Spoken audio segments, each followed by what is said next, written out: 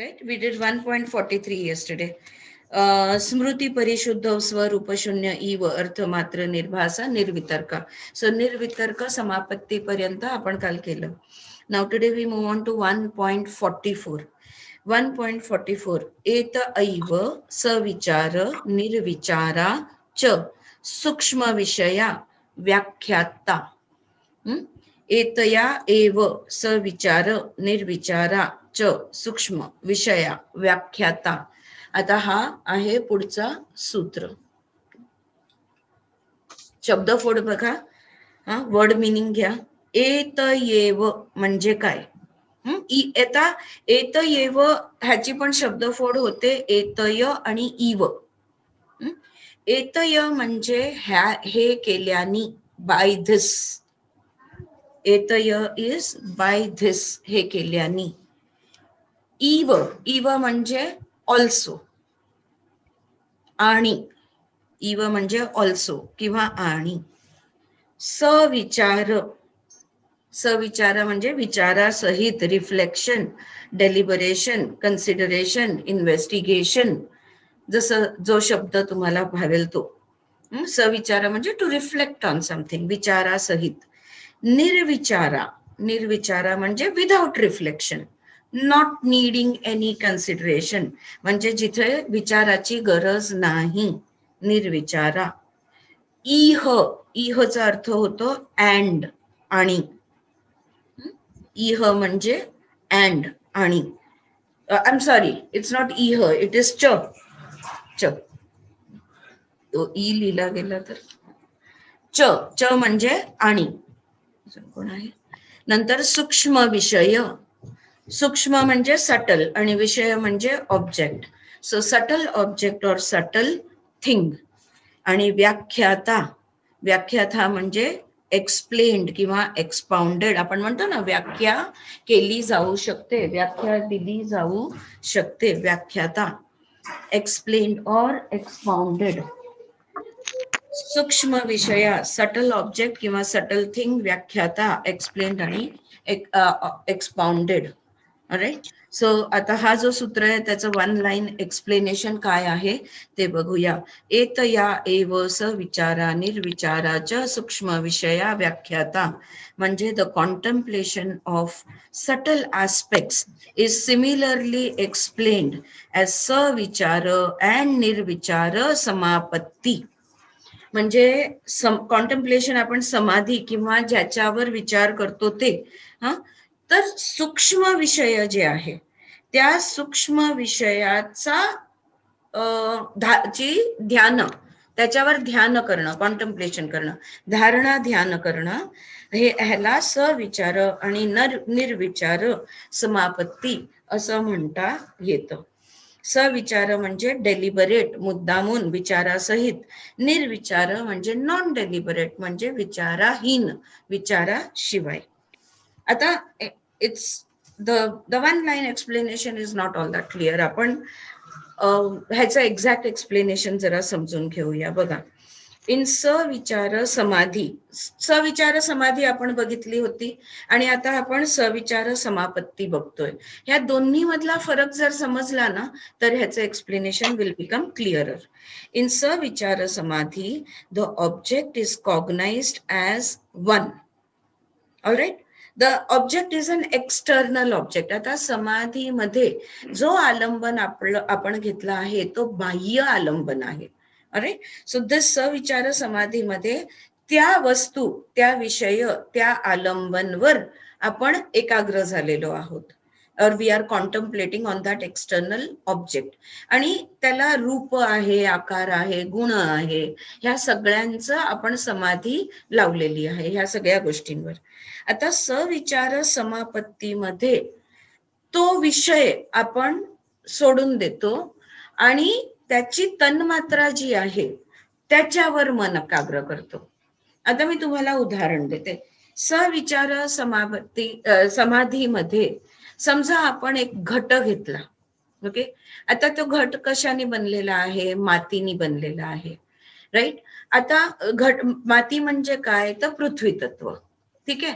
तर आपण घट किंवा ती माती म्हणजे तो घडा जो आहे तो मातीपेक्षा वेगळा नाही, हे जेव्हा आपल्याला समजतं की ते एकच आहे, जी काय गोष्ट आपण अवलंबन घेतलेली आहे ती एकच आहे, ह्याला सविचार समाधी आपण म्हटलं. पण सविचार समापत्तीमध्ये काय होतं, तर त्या मातीचा जो तन्मात्र आहे, जो गंध आहे, त्याच्यावर समापत्ती होते. वस्तू सोडून देतो आणि वस्तूचं जे तन्मात्र आहे त्याच्यावर आपण एकाग्र होतो. फरक कुठे आहे, ते समाधीचं जे साधन किंवा ऑब्जेक्ट किंवा विषय आहे तिथे ना टाइम आणि स्पेसचं लिमिटेशन आहे, ते स्थल कालातीत नाहीये. पण तो मातीचा जर गंध आपण घेतला, जी समापत्ती ज्याला आपण म्हणतोय, तिथे स्थल कालातीत होऊन गेलं, अनकंडिशन्ड बाय टाइम अँड स्पेस. म्हणजे काय झालं, मॅनिफेस्टेशन सगुणामधनं जे समाधीमध्ये सगुण होतं ते अनमॅनिफेस्टेड म्हणजे निर्गुणामध्ये आपण आलो. So we have shifted from the manifested to the unmanifested. So in the samadhi, in savichara samadhi, we are contemplating on the manifested form. In savichara samapatti, time and space is unconditioned. आणि मग unmanifestation मध्ये आपण येऊन जातो. Right? So this is the difference. Therefore, in सविचार आणि निर्विचार समापत्ती, आता इथे पतंजलीनी एत येव सविचार निर्विचारच असं म्हटलेलं आहे. म्हणजे सविचार आणि निर्विचार ह्या दोन्ही बद्दल ह्यांचे सूक्ष्म विषय व्याख्यात्वा म्हणजे व्याख्याता, तर ह्यांचा जो सुविषय आहे त्याची व्याख्याबद्दल ते जेव्हा बोलतायत तेव्हा त्याचा अर्थ काय होतो, इन सविचार निर्विचार समापत्ती space time and causation are dissolved. So ते कार्य कारण हे जे आहे ते पण वितळून जातं. सो टाइम नाहीये, काल नाहीये, स्पेस नाहीये म्हणजे स्थल नाहीये, आणि कॉज पण नाहीये म्हणजे कार्य कारण भाव पण निघून गेलेला आहे. सो सविचार समापत्तीमध्ये ह्या तीन गोष्टी जे सविचार समाधीमध्ये होत्या त्या नाहीशा होत्या.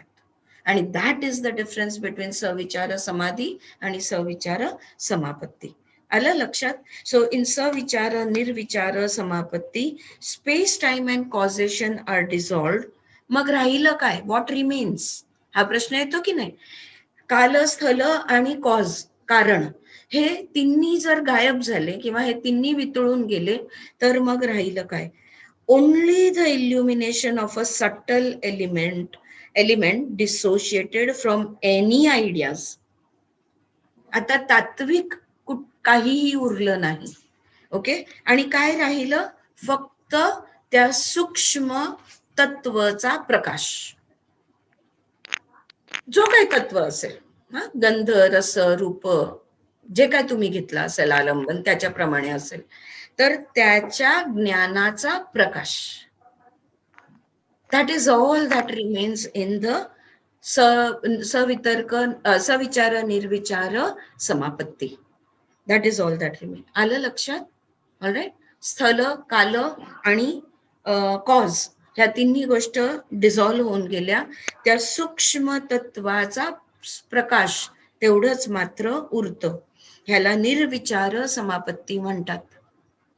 विचार पण निघून जातो तेव्हा ते सविचाराचं निर्विचार बनतं, कॉझेशन पण निघून गेलेलं आहे. Now, not confined to any space, not limited only to the present time, into bracket, extends to the past, present and future simultaneously, and not determined by any single property, but revealing all its possible properties under all conditions. हे झालं सविचार निर्विचार समापत्ती. म्हणजे काय, जेव्हा कालातीत होतं, कालातीतचा अर्थ काय, कालबद्ध चा अर्थ काय, past present and future. Past present and future, कल आज और कल हे जर असेल तर काल मध्ये बंदिस्त, कालबंध, बॉन्डेज इन टाइम असं आपण म्हणतो. पण जेव्हा पास्ट, प्रेझेंट अँड फ्युचर निघून जातं म्हणजे काय होतं? कालातीत म्हणजे काय? कालातीत म्हणजे ऑल द टाइम. जे सत्य काल पण, आज पण, उद्या पण, कल, आज और कल, हे जे डिफरन्स आहे हा निघून जातं. म्हणजे त्याचा अर्थ काय होतो?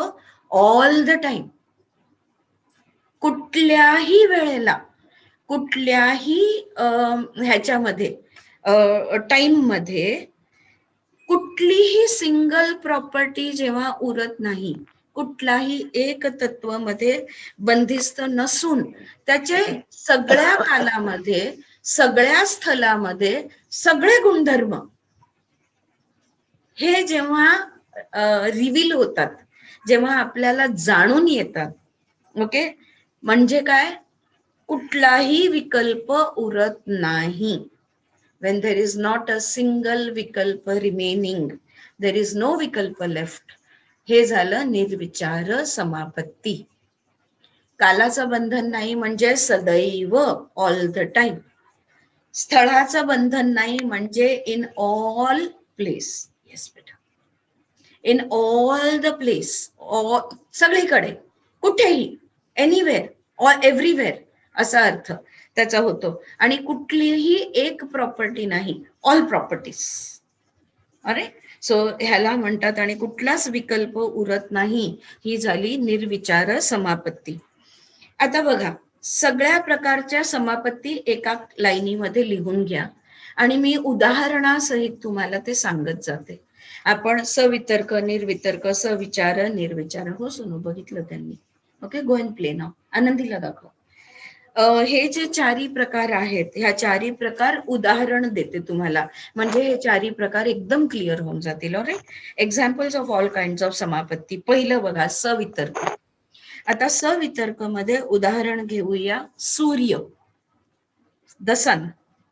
ओके, आता समापत्तीचं सांगताय मॅम? समापत्तीचं सांगते. समापत्तीचे चार प्रकार आपण बघितले गेल्या 2 सूत्रांमध्ये, हा, त्याच्याबद्दल सांगते. सो पहिला प्रकार आहे सवितर्क समापत्ती. The example we are taking is of the sun, सूर्य हा आपण उदाहरण घेत आहोत. आता सवितर्कामध्ये काय होतं? The mind is full of shape, size, distance. सूर्याचं आकार, तो किती लांब आहे किंवा जवळ आहे, तो गोलाकार आहे, त्याची साईज काय आहे, तो किती दूर आहे, हे सगळं मनामध्ये चालू असतं सूर्याचं इन सवितर्क. आता निर्वितर्कामध्ये त्याचा जे टाइम, डिस्टन्स आणि सगळं आहे, बेटा बाहेर खेळणं सोनं, आनंदीकडे जा. आता निर्वितर्कामध्ये जेव्हा आकार आणि दुरी, लांबी आणि बाकी सगळे डिटेल्स हे निघून जातात निर्वितर्कामध्ये, आणि काय उरतं? फक्त तेज उरतं, तेजस्य. Everything else disappears. इन निर्वितर्क सूर्याचं जे काय मेजरमेंट्स होते, मापदंड होते, ते सगळे निघून जातात आणि फक्त तेज उरतं, तेजस्य, luminosity. Only the luminosity remains, everything else disappears. त्यानंतर द थर्ड टाइप इज सविचार. आता सविचारामध्ये ओनली द तन्मात्रा रिमेन्स. म्हणजे काय? तर ते ज्याचं काय आहे तन्मात्रा?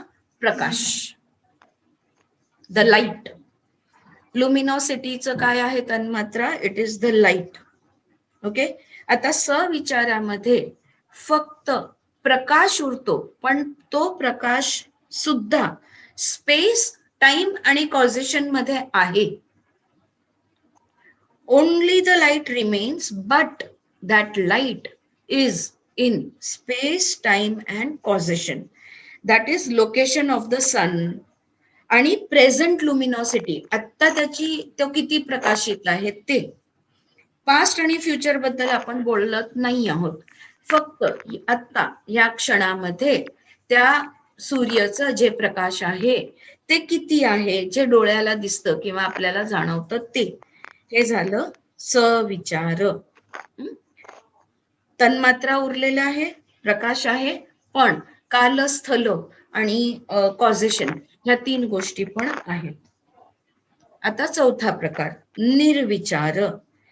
निर्विचारामध्ये स्मृती शून्य होते किंवा स्मृती शुद्ध झाल्यामुळे शून्य होते. So memory is freed from verbal concept. So आता शब्दामधनं स्मृती मुक्त होते, free from all verbal concept. मग काय राहिलं? फक्त प्रकाश उरतो. पण सविचार आणि निर्विचाराच्या प्रकाशामध्ये फरक काय आहे?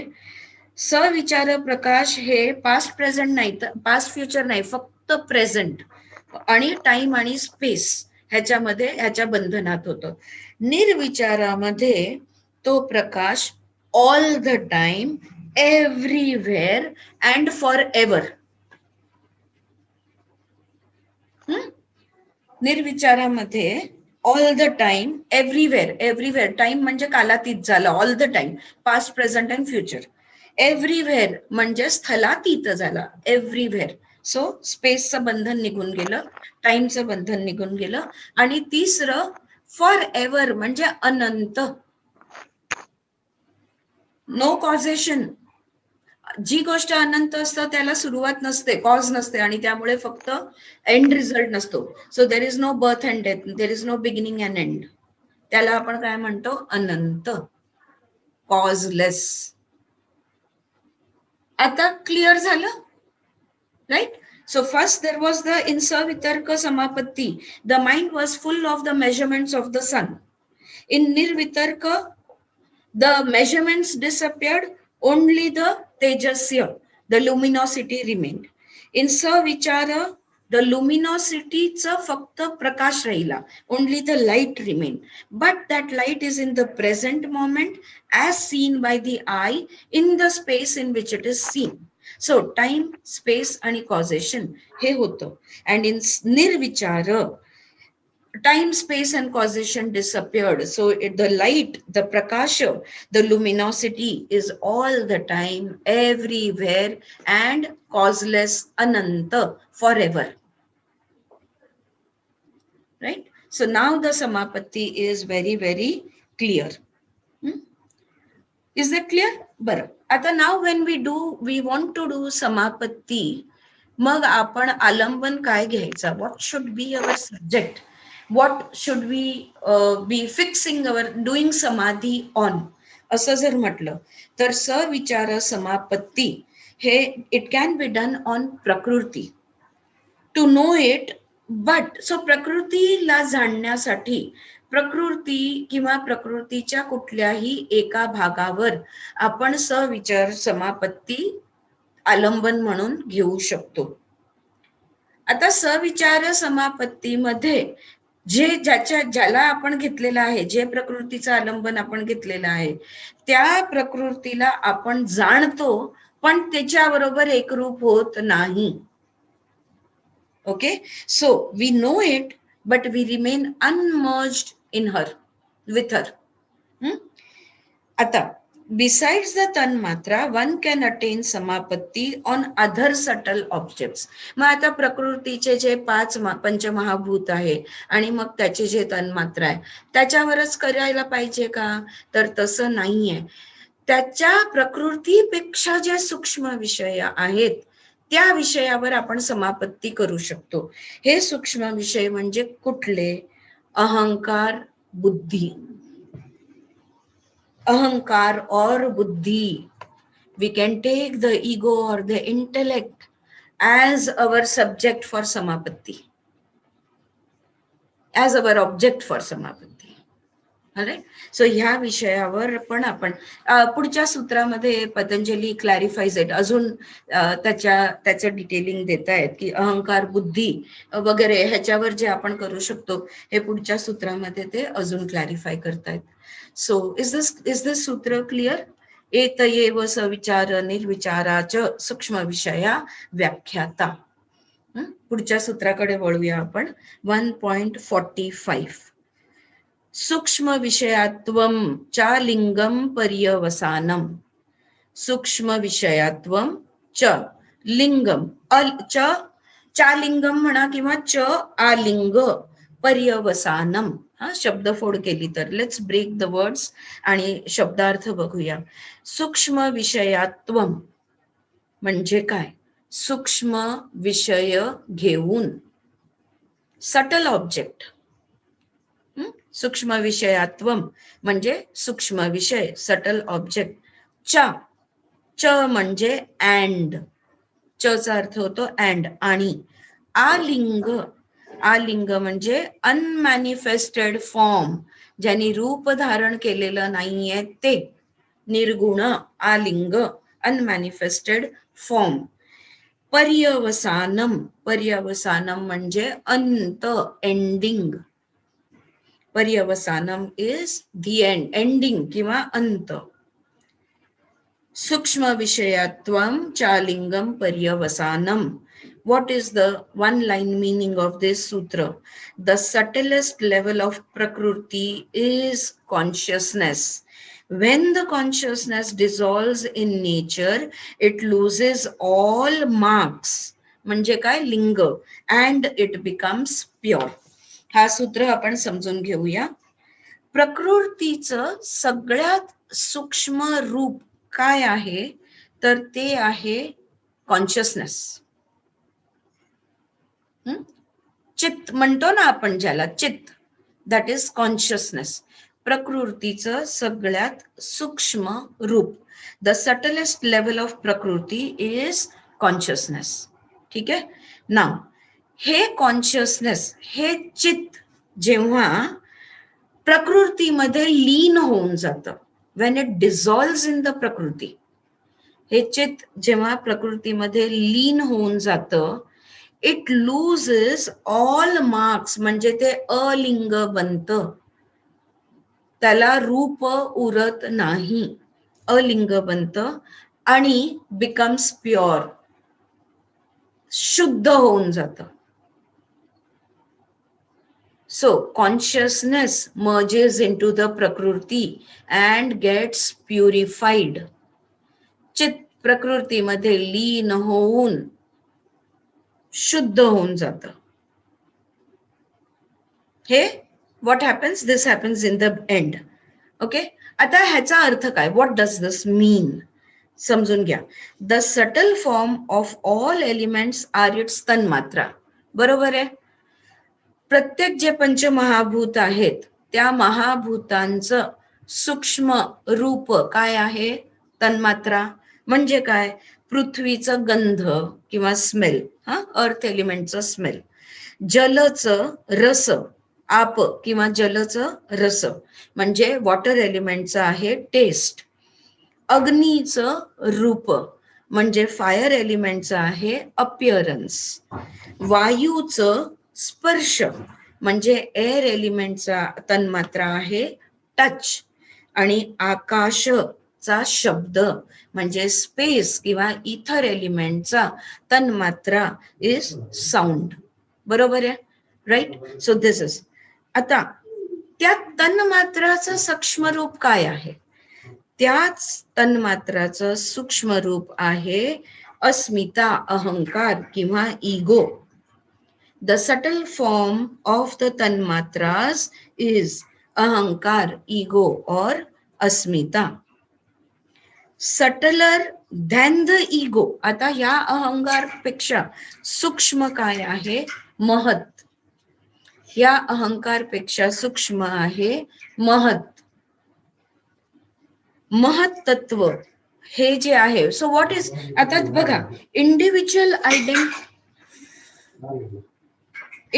आयडेंटिटी जे आहे, या इंडिव्हिज्युअल आयडेंटिटी कुठून आली?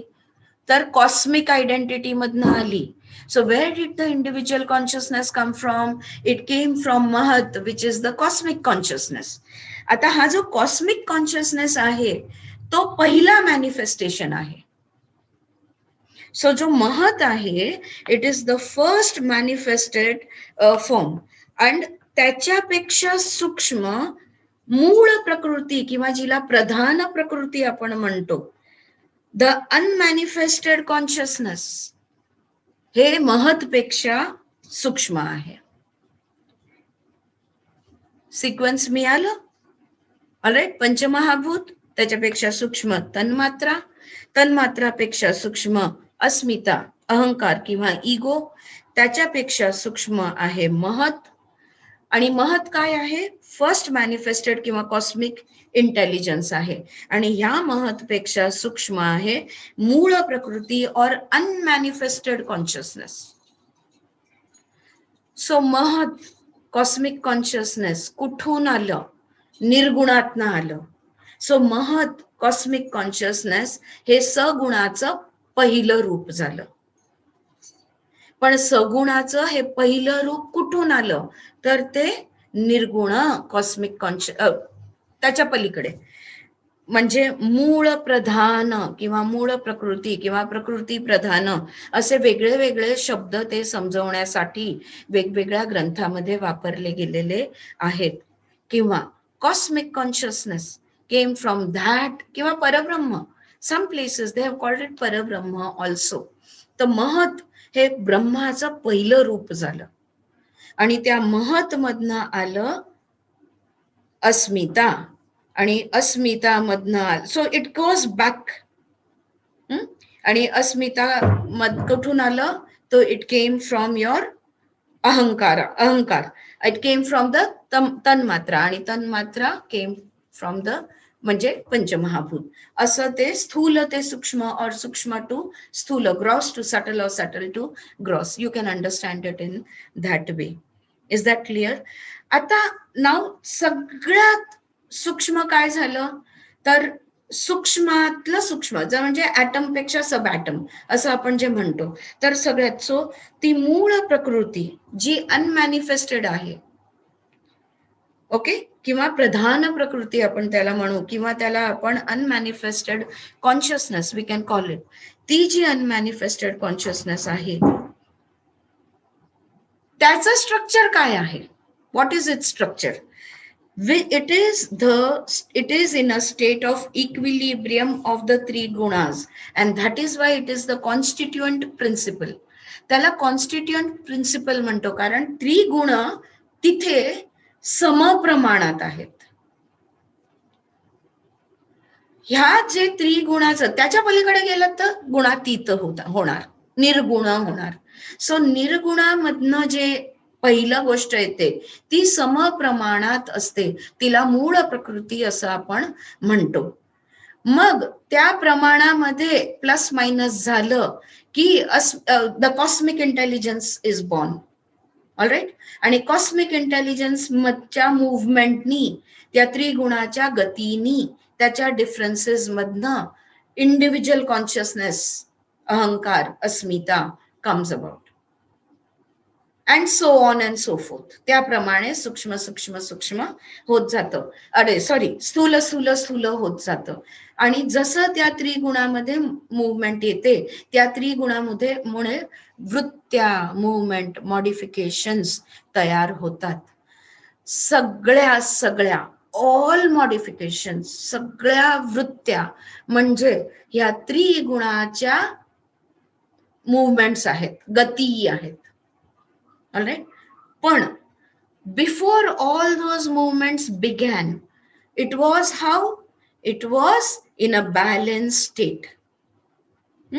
तिन्ही जे आहे ह्या त्रिगुण जे म्हणून त्याला कॉन्स्टिट्यूंट, ते इक्विलिब्रियम मध्ये हे त्रिगुण होते, त्याला कॉन्स्टिट्यूंट प्रिन्सिपल असं म्हणतात. ते जे कॉन्स्टिट्यूंट प्रिन्सिपल आहे म्हणजे सगळ्यात सूक्ष्म झालं पुरुषा, त्याला पुरुषा म्हणतात. पुरुषा इज द सटलेस्ट. पुरुषा इज द सटलेस्ट. पण किंतु परंतु थांबा, okay, but there is a condition over here. Purusha is subtlest, but it is not the same kind as that of the unmanifest prakriti. Okay, ती मूळ प्रधान प्रकृती हे पुरुषांनीच बनलेली आहे, पण पुरुषच आहे असं नाही म्हणता येणार. ती त्या पुरुषामधून आलेली आहे, त्यामुळे ती वेगळी आहे. ऑलराईट. त्या पुरुषामधूनच आलेली आहे, पण ती मूळ प्रकृती प्रधान आहे, पण ती त्याच्या हे पुरुष आणि हे पुरुष ह्याच्यामध्ये फरक आहे. Alright, so Purusha is subtlest, but it is not the same kind as the unmanifest Prakriti. Purusha is not the material but efficient cause. का? Why? Because Purusha हे efficient cause आहे, इफेक्ट, पुरुषाचं प्रोजेक्शन, मूळ प्रकृती, मूळ प्रधान, आणि मग त्याच्यातनं projections वाढत जातात. ऑलराईट, सो पुरुषा हा तरी पण प्युअर फॉर्म ऑफ कॉन्शियसनेस, गुणातीत तो पुरुष गुणातीत आहे, पण त्याचं पहिलं रिफ्लेक्शन म्हणजे मूळ प्रकृती किंवा प्रकृती प्रधान, और we can say the unmanifest consciousness, अजून रूप धारण केलेलं नाहीये. अनमॅनिफेस्ट कॉन्शियसनेस पुरुष जे प्रकृती रूपामध्ये आलेलं आहे, तर ते प्रकृती रूपामध्ये आलेलं आहे, तिथे त्रिगुण सम आहेत अनमॅनिफेस्ट कॉन्शियसनेस मध्ये. पण त्याचं कारण कोण आहे? तर पुरुष जो गुणातीत आहे, जो निर्गुण पुरुष आहे. सो त्या निर्गुणामधनं हे पहिलं सगुण तयार होतं, आणि मग जेव्हा त्या त्रिगुणामध्ये, सगुण म्हणजे त्रिगुण, ते त्रिगुण सुरुवातीला बॅलन्स्ड फॉर्म मध्ये आहेत, पण त्याच्यामध्ये जेव्हा मूव्हमेंट येते, व्हायब्रेशन्स तयार होतात, गतिमान होतं, तेव्हा त्याचे प्रमाण खालीवर होऊन एक एक एक एक एक एक स्थूल रूप तयार होऊ लागतात. ऑलराईट, आलं? Is it clear? Yeah, so therefore the unmanifest मूळ प्रकृती is the subtlest consciousness, सगळ्यात सूक्ष्म चित्त ज्याला आपण म्हणतो. चित्त नाही, चित्त, प्युअर कॉन्शियसनेस. हे प्युअर कॉन्शियसनेस आहे, ते अनमॅनिफेस्ट निर्गुण मूळ प्रकृती अशी आहे. आणि ही जी अनमॅनिफेस्ट निर्गुण मूळ प्रकृती जी आहे, ही आलिंग आहे. राईट, ही आलिंग आहे, म्हणजे इट हॅज नो कॉज. एक तर त्याला कुठलंच कारण नाही, neither it is a part of anything, ती अजून कशाचाही भाग झालेली नाहीये, शुद्ध रूपामध्ये आहे, प्युअर कॉन्शियसनेस आहे. It is not a part of anything, ती कशाचाही भाग झालेली नाहीये. ते समप्रमाणात आहेत ना त्रिगुण, त्यामुळे ती अजून तरी कशाही मध्ये सम्मिलित झालेली नाहीये, आणि तिला अजून तरी कोणीही कारण नाहीये. ती अनंत आहे, या फेज मध्ये ती अनंत आहे. इथून ती पुढे गतिशील होणार, आणि मग ती गतिशील होणार तेव्हा एक एक एक एक एक एक आधी ते सूक्ष्म जे तन्मात्राचे सूक्ष्म रूप आहे, बुद्धी, कॉस्मिक कॉन्शियसनेस, आणि मग त्यानंतर अहंकार, इंडिव्हिज्युअल कॉन्शियसनेस. ऑलराईट, आणि मग त्या इंडिव्हिज्युअल कॉन्शियसनेसचे सटल फॉर्म्स तन्मात्रा, आणि त्याचे पंचमहाभूत म्हणजे शरीर, धारण, रूप, रंग, आकार, गुण, हे सगळं एस्टॅब्लिश होत जाणार. जशी ती गतिशील होईल आणि तशी ती स्लो डाऊन होईल, तशी ती सॉलिडिफाय होत जाणार आणि तिचं स्थूल रूप तयार होत जाणार. सूक्ष्म विषयात्वम चा लिंग पर्यवसानम.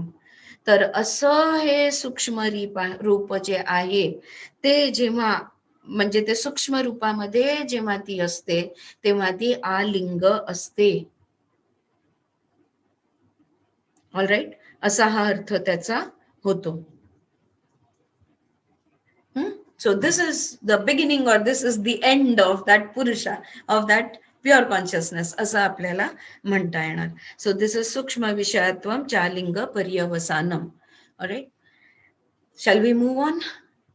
Listen to this explanation again and again, word by word लिहून काढा, म्हणजे मग then you will, when you read it a few times, you will be able to absorb it. If still any difficult, you can contact me आणि आपण we can discuss it further.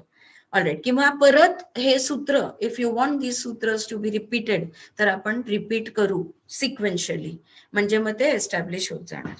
Late us move on to the next सूत्र 1.46.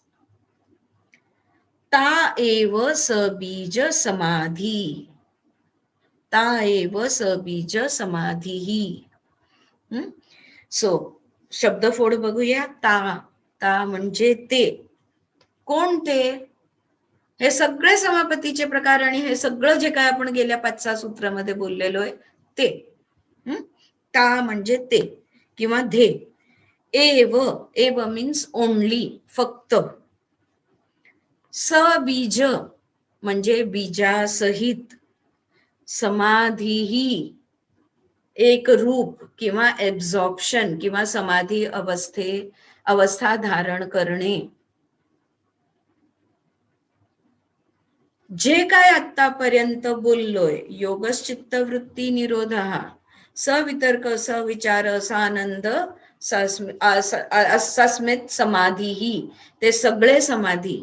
आणि जे काय आपण समापत्ती, सवितर्क, निर्वितर्क, सविचार, निर्विचार, हे जे काय समापत्ती आपण सगळे बघितले, ऑल ऑफ दिस सबीज आहेत.